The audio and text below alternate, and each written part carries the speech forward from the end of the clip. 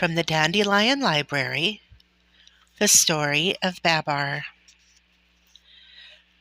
by Jean De Brunhoff. The Story of Babar, the Little Elephant. Translated from the French by Merle S. Haas, Random House, New York. Copyright 1933, 1960 by Random House, Incorporated. Printed in the United States of America. In the great forest, a little elephant is born. His name is Babar. His mother loves him very much. She rocks him to sleep with her trunk while singing softly to him. Babar has grown bigger. He now plays with the other little elephants. He is a very good little elephant. See him digging in the sand with his shell? Babar is riding happily on his mother's back when a wicked hunter, hidden behind some bushes, shoots at them. The hunter has killed Babar's mother. The monkey hides. The birds fly away. Babar cries. The hunter runs up to catch poor Babar. Babar runs away because he is afraid of the hunter. After several days, very tired indeed, he comes to a town. He hardly knows what to make of it, because this is the first time that he has seen so many houses. So many things are new to him. The broad streets, the automobiles and buses. However, he is especially interested in two gentlemen he notices on the street. He says to himself, "Really, they are very well dressed. I would like to have some fine clothes, too. I wonder how I can get them." Luckily, a very old rich lady, who has always been fond of little elephants, understands right away that he is longing for a fine suit. As she likes to make people happy, she gives him her purse. Babar says to her politely, "Thank you, madam." Without wasting any time, Babar goes into a big store. He enters the elevator. It is such fun to ride up and down in this funny box that he rides all the way up 10 times and all the way down 10 times. He did not want to stop, but the elevator boy finally said to him, "This is not a toy, Mr. Elephant. You must get out and do your shopping. Look, here is the floor walker." Babar then buys himself a shirt with a collar and tie, a suit of a becoming shade of green, then a handsome derby hat,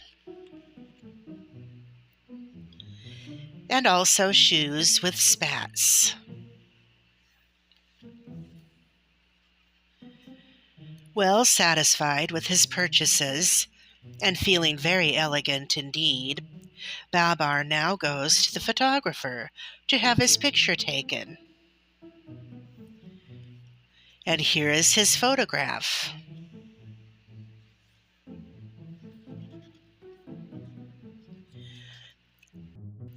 Babar dines with his friend, the old lady.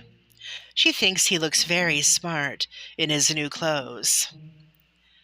After dinner, because he is tired, he goes to bed and falls asleep very quickly. Babar now lives at the old lady's house. In the mornings, he does setting up exercises with her, and then he takes his bath.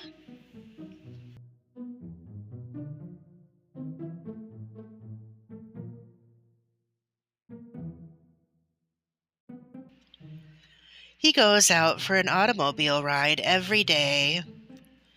The old lady has given him the car. She gives him whatever he wants.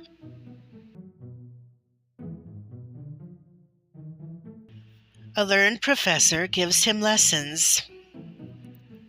Babar pays attention and does well in his work. He is a good pupil and makes rapid progress. In the evening after dinner, he tells the old lady's friends all about his life in the great forest. However, Babar is not quite happy, for he misses playing in the great forest with his little cousins and his friends, the monkeys. He often stands at the window thinking sadly of his childhood and cries when he remembers his mother. 2 years have passed. One day during his walk, he sees two little elephants coming toward him. They have no clothes on. "Why," he says in astonishment to the old lady, "it's Arthur and Celeste, my little cousins." Babar kisses them affectionately and hurries off with them to buy them some fine clothes.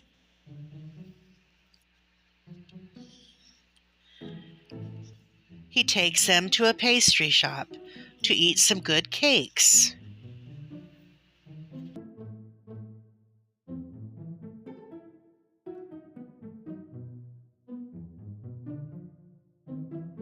Meanwhile, in the forest, the elephants are calling and hunting high and low for Arthur and Celeste, and their mothers are very worried.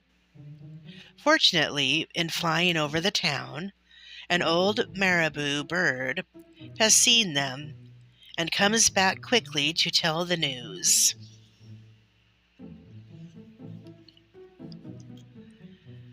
The mothers of Arthur and Celeste have come to the town to fetch them. They are very happy to have them back, but they scold them just the same because they ran away. Babar makes up his mind to go back with Arthur and Celeste and their mothers to see the great forest again. The old lady helps him to pack his trunk.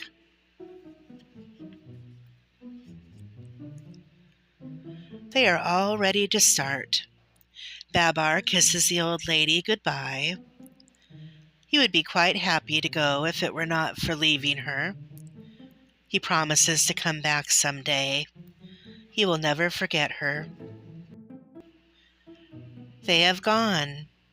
There is no room in the car for the mothers, so they run behind and lift up their trunks to avoid breathing the dust. The old lady is left alone. Sadly, she wonders, "When shall I see my little Babar again?" Alas, that very day, the king of the elephants had eaten a bad mushroom.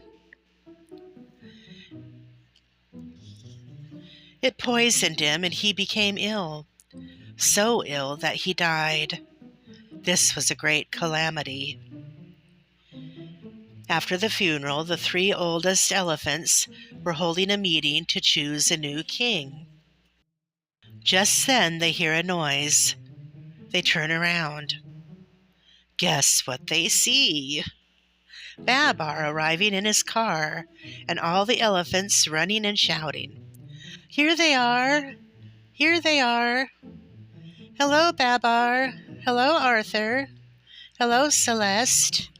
What beautiful clothes! What a beautiful car!"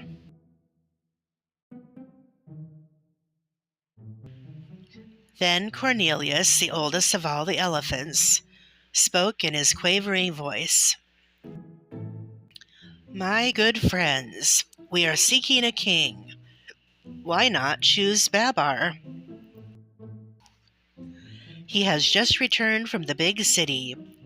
He has learned so much living among men. Let us crown him king."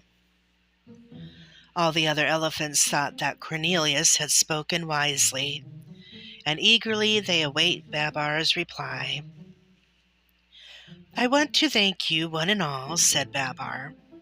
"But before accepting your proposal, I must explain to you that while we were traveling in the car, Celeste and I became engaged. If I become your king, she will be your queen." "Long live Queen Celeste! Long live King Babar!" cry all the elephants without a moment's hesitation. And thus it was that Babar became king. "You have good ideas," said Babar to Cornelius. "I will therefore make you a general, and when I get my crown, I will give you my hat. In a week I shall marry Celeste.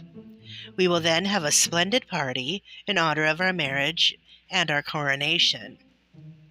Then, turning to the birds, Babar asks them to go and invite all the animals to the festivities.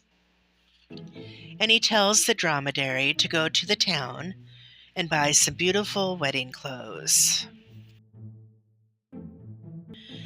The wedding guests begin to arrive.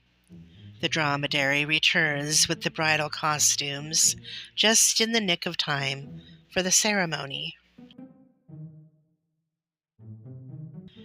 After the wedding and the coronation, everybody dances merrily.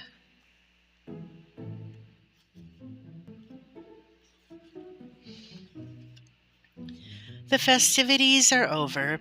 Night has fallen. The stars have risen in the sky. King Babar and Queen Celeste are indeed very happy. Now the world is asleep. The guests have gone home, happy though tired from too much dancing. They will long remember this great celebration. And now King Babar and Queen Celeste, both eager for further adventures, set out on their own honeymoon in a gorgeous yellow balloon. Au revoir. The end. Join me next time for more adventures.